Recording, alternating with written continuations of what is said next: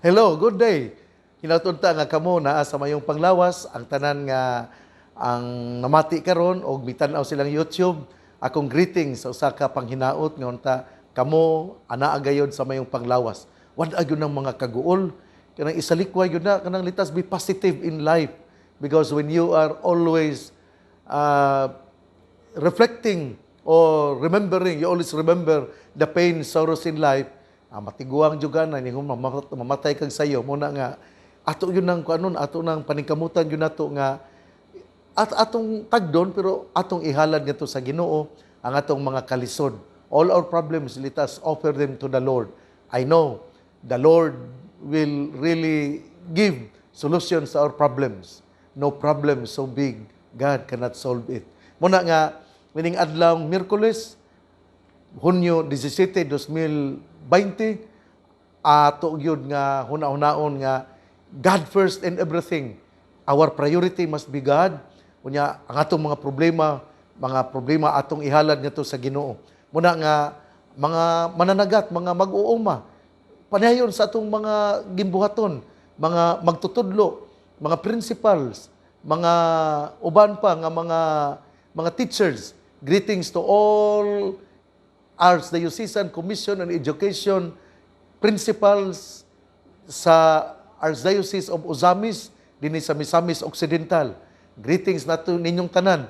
Inautunta nga karon maglisod gyud ta sa atong klase pero luoy gyud kaayo ang private schools karon kay kining luoy kayo ang mga non-regular teachers kay ang sweldo biya nila kuhaon lang sa tuition fee. I think I think the general public must be aware. Please do not equate Catholic schools, particularly in the provinces, with that in Metro Manila like Ateneo, Lasal, so on and so forth. It is very unfair to say nga you have so much money. Dili taon, ang Catholic schools sa probinsya, kakhato ka because we only depend on ESC and the 70% for the tuition that would be good for the salaries of teachers. Muna nga lisod jud guys tanan karon galisod gali mi unsaon namo pagsweldo ang mga non-regular tungod kay June ug July wala biya income. Nya asa man kinsa may mo tapar ana mayo na ang public schools kay do na may gobyerno nga mohatag og sweldo bisan kun ang klase magsugod sa Agosto 24 pero sa private schools magsugod ang sweldo sa Agosto nya asa man mi mokuha og sweldo sa Hunyo ug Hulyo. I hope Secretary Briones will look for ways in order to help the private schools. Mao po nila ginining gobyerno kumutabang usa ka tuig pod usa pa moabot kanigaling kuano amelioration social amelioration program daghan magayong wala pa kadawat pero sagdi na lang na pero samo ta tingaling mga maestra ron sa private schools. That is why I would like to correct the mentality of others who think that all private schools are comparable with the Ateneo, the Lasal, the Santo Tomas in Manila. Dili taon mga private schools in the provinces kakhato ka. They are like murag mga manok nga mukaka usa pa makatuka. Mao na nga gagmay pug sweldo ang mga kuan. Tagpila man 9,000, 10,000 luoy ang mga private schools. Mao na nga those who are always attacking the Catholic schools that they possess much money, please correct your mentality. Mao na nga ayaw gyud mo gunahon na mingon pud mo nga ang simbahan dato kaayo. Dili Metro Manila ka ha pero dinhi sa probinsya ang simbahan kakhato ka gyapon kay kun dunay magpamisa wala makakaon ug dunay mo donation makakaon mo na nga lisod jud guys tanan ay mo gunahon nga tanan nga mga don't ever compare the churches, the local churches there in Metro Manila with that in the province. So please correct your mentality. Nadugay mo nung ta dinha karon ra ba Miyerkules adlaw sa Mahal nga Birhen Maria. Unya ang atong ebanghelyo atong kutloon sa ebanghelyo sumala ni San Mateo. Si Jesus mingon siyang mga tinun-an, Ayaw gayon ninyo buhata ang inyong mga tulumanon sa relihiyon aron lamang makita sa mga tao. Kung ingno ninyo niini pagbuhat, dili kamo makadawat o ganti gikan sa inyong amahan nga atuas sa langit. Busa, kung muhatag kamo sa taong kabus, ayaw kini ipasigarbo ingon sa gibuhat sa mga hambugero, sulod sa mga sinaguga ug sa kadalanan. Nagbuhat sila niini aron daygon sa mga tao. Apan sultihan ko kamo nga ang mga naghimo sa ingon gigantihan na. Kung ugaling mutabang ka sa usa ka taong kabus, himua kini sa paagi nga bisan ang imong labing suod nga higala dili masayod niini. Himua kini sa tago ug ang imong amahan nga nagtan-aw sa imong gibuhat sa tago muganti kanimo. Ug kung mag-ampo ka, ayaw panig-ingon sa mga tigpakaron ingnon. Gusto silang magtindog ug mag-ampo sulod sa mga sinaguga ug diha sa mga eskina sa kadalanan aron makita sila sa mga tao. Sultihan ko kamo nga gigantihan na sila. Apan kung mag-ampo ka sulod ngadto sa imong lawak, unya takpi ang pultahan o sa imong og pag-ampo sa imong amahan nga dili makita o gantihan ka sa imong amahan nga nagtan-aw sa gibuhat sa tago. Ug sa inyong pagpuasa, ayaw ipakita nga nagsubo kamo sama sa gibuhat sa mga tigpakaron ingnon. Nagsuroy-suroy sila nga gutom og panagway aron makita gayon nga nagpuasa sila. Sultihan ko kamo nga gigantihan na sila. Kung nagpuasa ka, panghilamos og panudlay aron walay mahibalo nga nagpuasa ka gawa sa imong amahan nga dili makita o gantihan ka sa imong amahan nga nagtan-aw sa imong gibuhat sa tago. Ebanghelyo sa tong Ginoo, daygon ikaw o Kristo. Mga igsoon, ang atong ebanghelyo karon nindot kaayo. Our gospel today would like to remind us to be authentic, to be real. Our gospel today would like to tell us nga we must be honest and sincere. And iya yung gihisgutan primero. The first thing he mentioned is about charity. That when you help the poor, then you should not blow your trumpet. Nga na kay mutabang dili ka sa kabos, ayaw og ipanabi nga mitabang ka. Kana bang dili ka mo sulti bitaw nga imong ipanabi nga ako nitabang ko ni kuan ni ana. Ang Ginoo dili gusto ni ana. Kay matod pa niya, unsaon nako pagganti kanimo? Kay gigantihan ka naman sa mga tao nga nakaybalo sa imong gihimo. You're already being praised by others of what you have done. Ang atong Ginoo mingon nga, do it secretly. Charity must be done secretly. Muna nga ako bitaw no, malipay kay ko sa mga tao bitaw nga kana bitaw kanang mutampo sa mga kalihukan sa simbahan unya natay gibuhat nga building unya mutabang bitaw niya dili ba magpapahibalo sa uban nga nanoy uban nga mohatag lagamay nga masuko kun dili i-mention pero ang uban anonymous gyud nila nga dagko jud kay tanan muna nga kanang the lesson for today. There are 3 lessons actually when you give charity and when you are praying and then also when you are fasting. So kini tulo ni ka mga pamaagi diin kita nagpuyo sa Kristohanon nga kinabuhi. Ang una gyud nga gihisgutan mao gyud ning pagtabang sa kabos. Kana bang mutabang ka donation, mutabang ka sa mga nagkinahanglan. And that is very good. But the point here is you should not blow your trumpet. You should not announce what you have done to the poor. Ang importante mao nga imo kining buhat sa hilom, imo kining gibuhat sa tago ug ang Ginoo, God the Father who sees what you have done in secret will also bless you secretly. Muna nga kining importante gyud kaayo nga mutabang kita.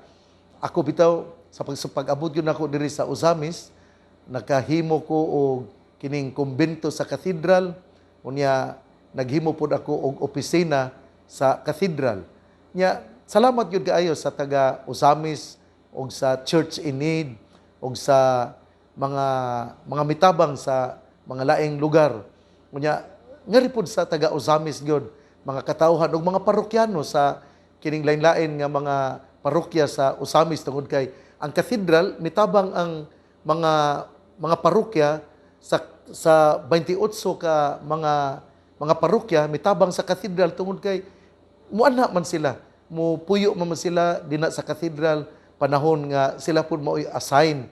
Muna nga nagtinabangay ang tanan nga katawhan sa Misamis Occidental.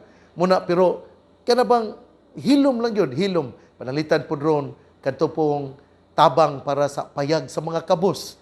Ato gining gihimo panahon sa kining inig panahon nato sa pagsaulog nato sa kining pangilin sa mga payag.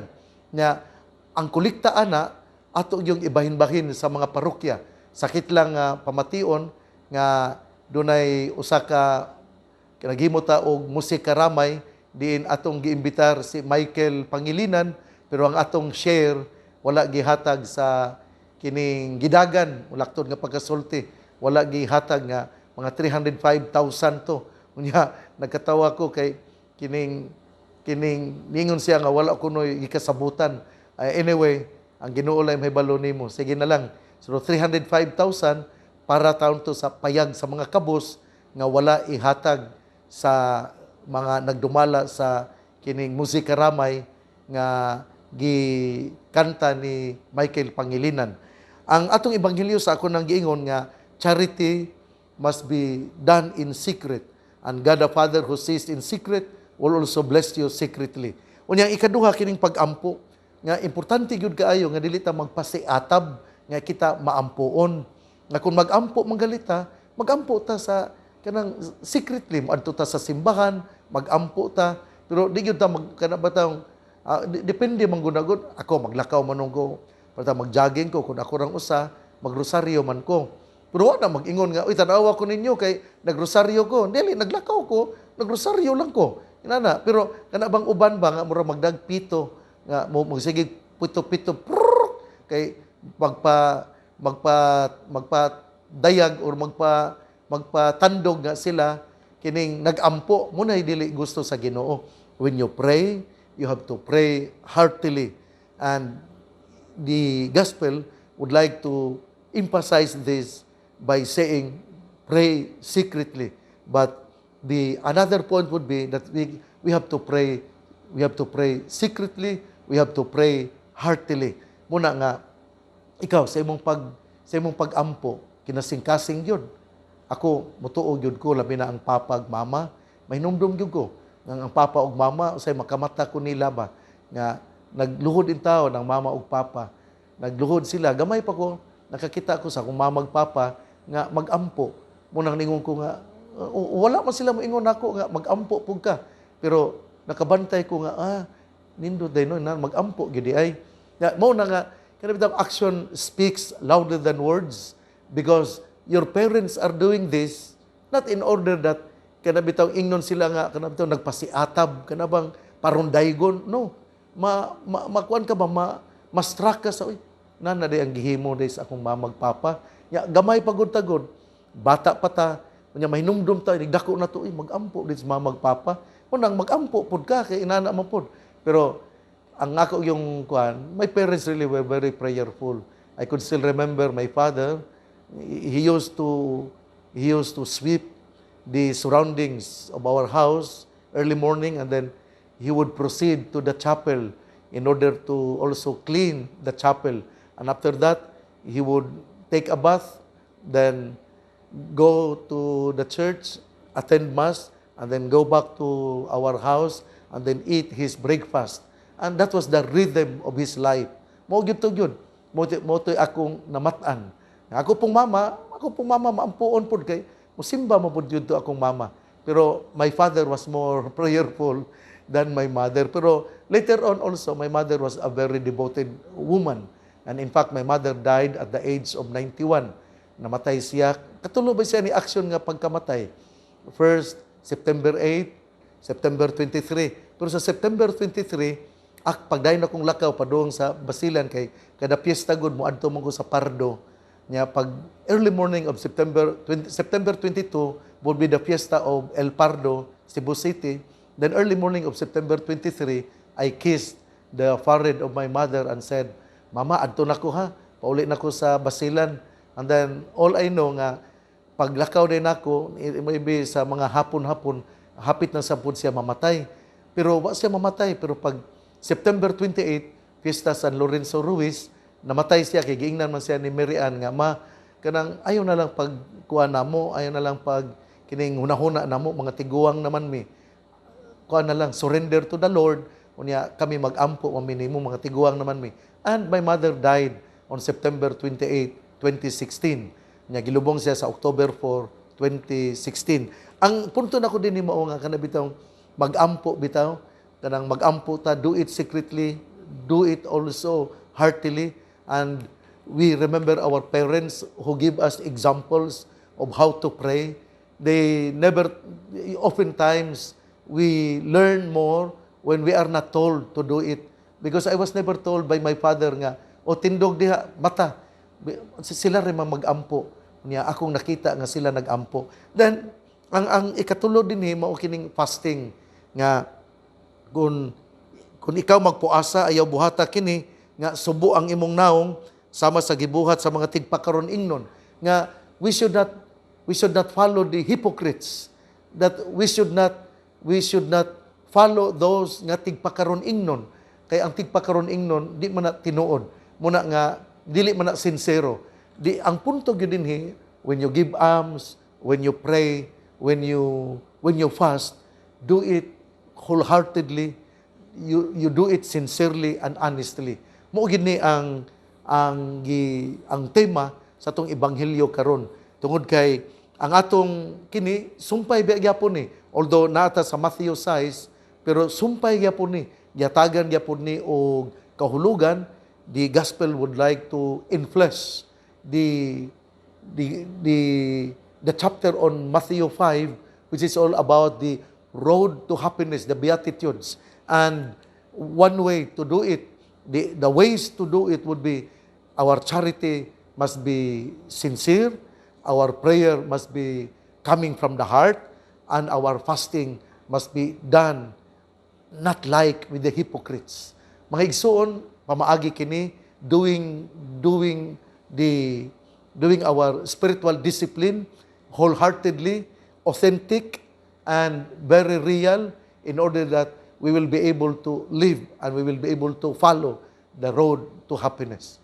Mga igsoon, importante sa atong kinabuhi, unya hinaut-unta nga kining tulo ka mga pamaagi nga atong mapuy-an ang kinabuhi sa pagkamalipayon, aron kini mamahimo gayong parte sa atong pagpuyo nga mutabang sa kabus pero dili pasiatab, magampo pero dili pakitang tao, magpuasa pero dili hipokrito. Kanang tinarong, tininuod, lunsay o kamatuoran ang atong gihimo. Mao kini ang magdala kanato sa road to happiness, kay ang kinabuhi dili lamang pinaagi sa material wealth, ang tinuod nga kalipay naagyod kung kita nahasabak sa atong Ginoo. True happiness cannot be bank only in the material wealth, but true happiness can be found only when we are at the side of the Lord. Mao gini ang atong hinumduman, mao gini ang atong puy-an, ug mao gid kini ang pamaagi aron kita mahaadto sa gingharian sa langit. No other way in order to be able to enter the kingdom of God. No other way in order to be with the Lord, except to be authentic, real, authentic in giving help to others. When we share, it should be done heartily. When we pray, it should be done heartily. When we fast, it must be heartily done also. Mao gini ang gipangayo sa atong Ginoo aron kita mamahimo nga tuburan sa kalipay para sa uban. Igsuon, ang pulong sa Ginoo, ang mayong balita nga mao ang pulong sa atong Ginoo, mao ang pulong ni Hesus, ang ayang pamation, pamalandungan ug paningkamutan nga mapuy-an. Bulahan ang tao nga namati sa pulong sa Ginoo. Sama siya sa kahoy nga gitanom, daplin sa usa ka sapa, kansang dahon dili gayud malaya. Timpo sa timpo nga siya mamunga. igsuon, ugma na usab. Apan akong pasalamat ngadto sa mga tao nga manggihatagon kaayo. Nila ni Doktora Alice Padiranga, ni Melky nga nagtrabaho sa Mars, nila ni Dr. Sansiangco, nila ni Christy dina sa public mall, ni Marivic sa public mall, ni Mercia Lubitania Abelia, o si Bebe Lubitania nga taga Bonifacio, Misamis Occidental. Salamat ninyo ug sa tanan pa nga manggihatagon labi na gyud sa akong mga kaparian nga mitabang gayon kanako dinhi sa Archdiocese sa Osamis. Buutan kayo kamo mga kaparian, mga madre, padayon kita nga magtinabangay uban sa pangaliya ug pangalyopo sa mahal nga Birhen Maria nga atong gitawag nga Birhen Sakuta dinhi sa Misamis Occidental ug sa tanan nga mga Misamisnon. Ang Ginoo tungod siyang pangaliya magapanalangin kanato sa ngalan samahan sa Anak ug sa Espiritu Santo. Amen.